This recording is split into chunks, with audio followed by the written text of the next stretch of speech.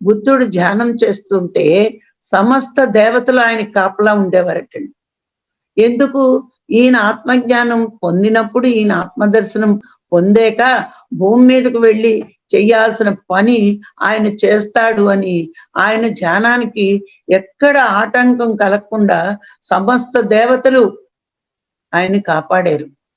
అంటే బుద్ధుడి తల్లి నిద్రపోతుంటే ఆవిడ ఆత్మను పైకి తీసుకువెళ్ళి అడుగుతారట, నీ గర్భంలో ఈ ఆత్మని ప్రవేశపెడుతున్నాం లోక కళ్యాణం కోసం అని ఆవిడ పర్మిషన్ తీసుకుని ఆవిడ గర్భంలో ప్రవేశపెట్టారు. మరి ఆయన ధ్యానం చేసి ఏ జన్మలో ఏది చేసినా పుట్టాక భూమి మీదకి వచ్చాక సాధన కొంత చేసాకే అది ఆ మాయ పోతుందనుకోండి. మరి అలాగని ఆయన సాధనకు బయలుదేరిపోయాడు, సాధన చేస్తున్నాడు, శరీరం శుష్కించుకుపోతుంది. ఆయన మరి అడవిలో కూర్చుని చేస్తున్నాడు ఏ భయం లేకుండా. ఏ సింహం ఏ పులో వచ్చి తినేస్తాదేమో అని సమస్త దేవతలు ఆయన చుట్టూరు కాపలా ఉండేవారటండి. ఆయనకి ఏ అపాయము రాకుండా, ఎండలో ఎండిపోకుండా, వర్షంలో తడిచిపోకుండా కాపలా కాస్తూ దేవతలు రక్షించారటండి ఆయన.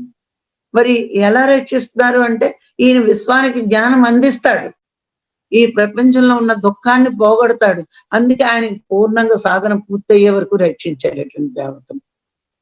మరి శరీరం ఎక్కడ పోతుందో అని సుజాత ఆవిడ ప్రకృతి దేవతలకు నైవేద్యం పెట్టినప్పుడు అక్కడే ఉన్న వాళ్ళు ఇక ఈయనకు కూడా ఆవిడికి సంతానం లేదటండి. సుజాత ఆవిడికి సంతానం కలిగితే ప్రకృతి దేవతలకి పరమాణం వండి నివేదన చేస్తాను అని చెప్పి ఆవిడ పరమాణం వండుకుని అడవిలోకి వచ్చిందటండి ప్రకృతి దేవతకి నివేదన చేయడానికి.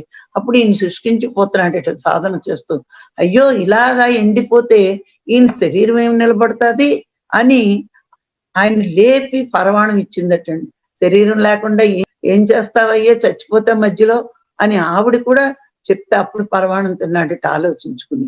అప్పుడు మళ్ళా దేహం నిలబడి ఆ రాత్రికి ఆయనకి 3 జాముల్లోనే అన్నీ తెలిసిపోయేటండి. అంటే చూడండి, సాధకుడికి ఎప్పుడు కూడా ఆ దైవీ దేవతలందరూ కూడా మరి బ్రహ్మాండాన్ని ఎలా కాపలా కాస్తూ నడిపిస్తున్నారో మనని కూడా అంత జాగ్రత్తగా చూసుకుంటారండి.